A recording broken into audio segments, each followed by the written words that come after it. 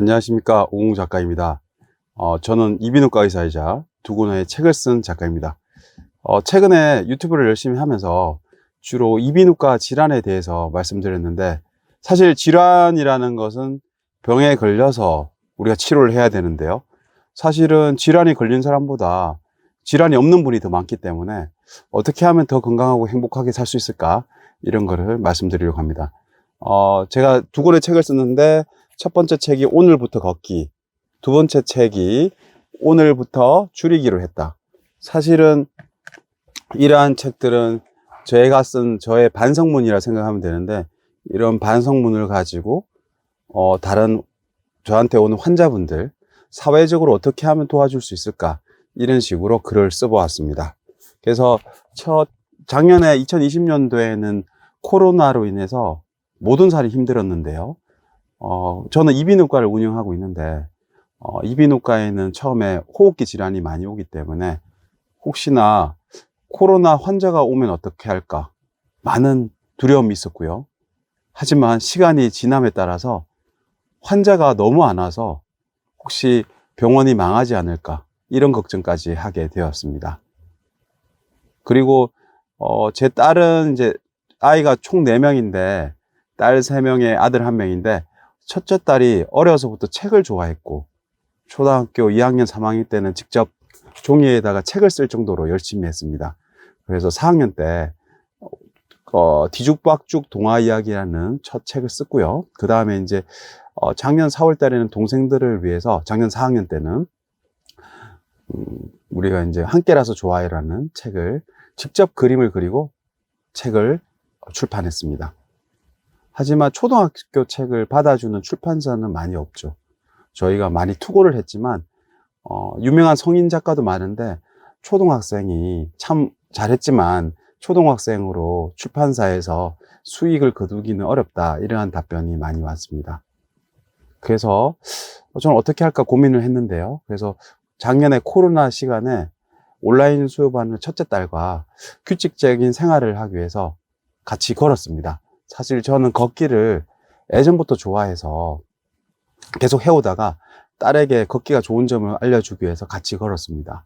걷고 나서 아침에 둘이서 1페이지 또는 2페이지 글을 쓰기 시작했습니다.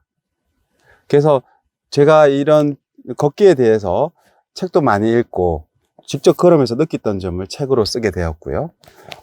저의 딸은 세 번째 책인 엄마의 마법 목걸이, 4학년 때 학교에서 있었던 일, 우정, 그리고 사랑, 모든 게 다 담아져 있습니다.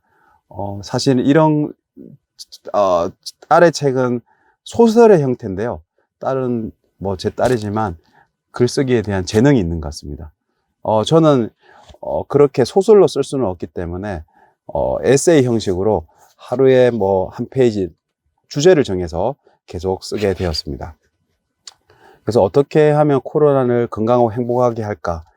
첫 생각이 걷는 게 어떨까? 이런 생각을 했습니다. 그래서 많은 병들이 걷기만 하면 예방을 할 수가 있습니다. 지금까지는 제 유튜브에 질환에 대해서 알았지만, 오늘부터는 이제 예방에 대해서 많은 것을 할애하려고 합니다. 물론 계절적으로 또는 유행하는 병이 있으면 그 병에 대한 정보도 계속 지속적으로 올리도록 하겠습니다. 그래서 저는 해운대 마린시티에 개업하고 있는 이비인후과 원장입니다. 그래서 걷기는 첫 번째 여러 가지 분야가 있지만 제가 챕터별로 먼저 해보겠습니다. 첫 번째가 워밍업이라 그래서 이제 어떻게 걸을까 이렇게 했는데요. 처음에 첫 번째 주제가 먹고 살기 위해서 걷나, 아니 죽지 않기 위해서 걷나, 이 주제인데요. 쉽게 말하면 이제 우리가 원시 시대를 생각할 수가 있죠. 원시 시대에는 먹고 살기 위해서 여자분들은 주로 채집을 많이 했고요. 그리고 남자분들은 사냥을 많이 했습니다. 거의 주 생활은 채집에서 이루어지지만 우리가 여러 가지 영양소를 얻기 위해서 고기를 안 먹을 수가 없었잖아요. 그래서 고기를 얻기 위해서 사냥을 했죠. 그래서 사실 걷기 자체는 그냥 생활 속의 일부였습니다. 그래서 어떤 날은 몇 킬로 이상을 걸었을 수도 있고, 아니면 주변을 걸었을 수도 있죠. 그래서 음식물을 구하면 그 음식을 먹고 이제 어두워지면 불을 피우면서 이제 이야기도 하면서 그렇게 잤겠죠. 그런 생활 속의 반복이었겠죠. 그래서 걷기 자체가 사실 먹고 살기 위해서 걷는 거였죠. 물론 이제 그 뒤에 뭐 우리가 이제 계속 이제 따져보면 우리가 이제 두 발로 우리가 걷는 거랑 네 발로 걷는 거 했을 때 두 발로 걸으면서 손을 이용하고 그리고 도구를 정교하게 사용하고 그리고 두뇌가 발달하고 우리가 더 동물과 차이점이 생기게 되었죠. 그래서 더 우리가 생각도 하고 그리고 손도 더 정교하게 사용하고 이런 식으로 해서 발전이 되었다고 생각할 수가 있습니다. 그래서 뭐 너무 비약적인 말일 수도 있지만 두 발로 걸으면서 우리는 동물에서 인간으로 되었다고 저는 그렇게 생각합니다. 그래서 그렇게 이제 걷기가 중요한데 최근에 여러 가지 일들이 휴대폰으로 손만 까딱이면 해결이 되고 그리고 차고 자율 주행 자동차도 만들어지듯이 차에 타고 있으면 쉽게 이동이 됩니다. 그리고 택배가 있기 때문에 우리가 쉽게 물건을 보내고 받을 수가 있습니다. 사실 이제 지금은 많이 걸을 필요가 없습니다. 그래서 직장에서 잠시 뭐 왔다 갔다 한다면 3,000보를 걷기도 어렵습니다. 사실 한 뭐 60cm로 했을 때 3,000보로 했을 때는 뭐 한 500m 될까요? 3,000보 정도 했을 때는 그 정도 뭐 밖에 안 되기 때문에 우리가 아마 3,000보를 하면 1km 되겠죠. 1km 좀 더 1, 2km 되겠죠. 그 정도 뭐 된다 이렇게 생각할 수가 있는데요. 그래서 우리가 이렇게 걷기에 대해서 여러 가지 이제 이야기를 생각을 해보면서 어떻게 하면 이제 우리가 잘 걸을 수 있을까? 그리고 많이 걸을 수 있을까? 이제 이렇게 생각을 해보았습니다. 그래서 걷기 자체를 운동을 하지 않으면 걸을 수가 없는 시대가 되었습니다. 그래서 제 생각에는 저는 이제 최근에 이제 우리가 오늘부터 줄이기로 했다를 쓰면서 제가 사는 곳을 조금 줄이면서 지하철을 타고 다니고 있습니다. 그래서 지하철 사용하고 걷고 있습니다. 원래는 근처에 살아서 걸으면서 다녔는데 최근에 지하철 타고 걷고 있습니다. 그래서 걷는 거는 물론 차를 이용할 수 있는데 조금 불편하게 살아야 됩니다. 그래서 저는 지금도 점심시간에 지금 찍고 있는데요. 점심을 먹고 한 바퀴 걷고 왔습니다. 그래서 걸으면서 비타민 D도 쬐고 지금 최근에 생기는 스트레스랑 불안도 풀고 그리고 마음도 편안하게 만들고 왔습니다. 물론 이제 저는 이 이비인후과 7층에 있는데 계단을 이용합니다. 엘리베이터를 안 타고. 다소 불편하지만 계속 그렇게 이용하다 보면 다리에 힘도 생기고 상당히 활력이 넘치게 됩니다. 많은 분들이 그래서 우리가 살기 위해서 걷는다, 죽지 않기 위해서 걷는다 이렇게 생각하실 수도 있습니다. 왜냐하면 너무나 안 걷기 때문에 많은 분들이 걷기만 해도 좋아질 분이 많습니다. 이비인후과에서 오는 분들이 보면 인후두 역류질환, 너무 많이 먹거나 안 움직여서 생기는 역류질환, 그리고 살이 찌면서 생기는 코골이 질환, 그리고 어지럼증은 물론 병에 따라서 이석처럼 돌을 잡아 넣거나 약물 치료를 해야 되는 경우도 있지만 후유증이라든지 그 병을 치료하기 위해서 뭐 전정재활 훈련 같은 경우에는 신경염 같은 경우에는 전정재활 훈련을 해야 되는데요. 그런 것들이 마지막에 걷기를 하는 겁니다. 걷다 보면 균형 감각이 좋아지고 그리고 심리적으로도 좋아지고 이러한 병들이 치료가 되는 것이죠. 근데 대부분의 병들이 예방적인 것입니다. 걸으면서 병이 안 생기게 되는 거죠. 그러니까 살이 안 찌고 대사증후군이 안 생기기 때문에 당뇨, 고혈압 이런 것들을 피할 수가 있겠죠. 그래서 물론 저는 질환이 있는 경우에는 약을 꼭 먹으라고 이야기합니다. 당뇨, 고혈압이 있는데 약을 안 드시면 큰일 나겠죠. 그래서 걷기라는 거는 현대 사회에서는 꼭 필요하고 과거와 달리 먹고 살기 위해서 걷는 게 아니라 질병이 없이 살기 위해서, 죽지 않기 위해서 꼭 걸어야 됩니다. 걷는 가장 좋은 거는 좀 불편하게 사는 거죠.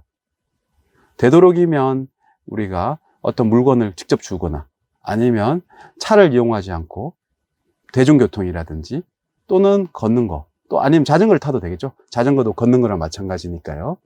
그래서 이런 식으로 우리 걷기를 시작해야 된다고 생각을 합니다. 그래서 첫 번째 제목이 챕터가 먹고 살기 위해서 걷기, 죽지 않기 위해서 걷기, 이런 식으로 제가 생각을 하고 있습니다.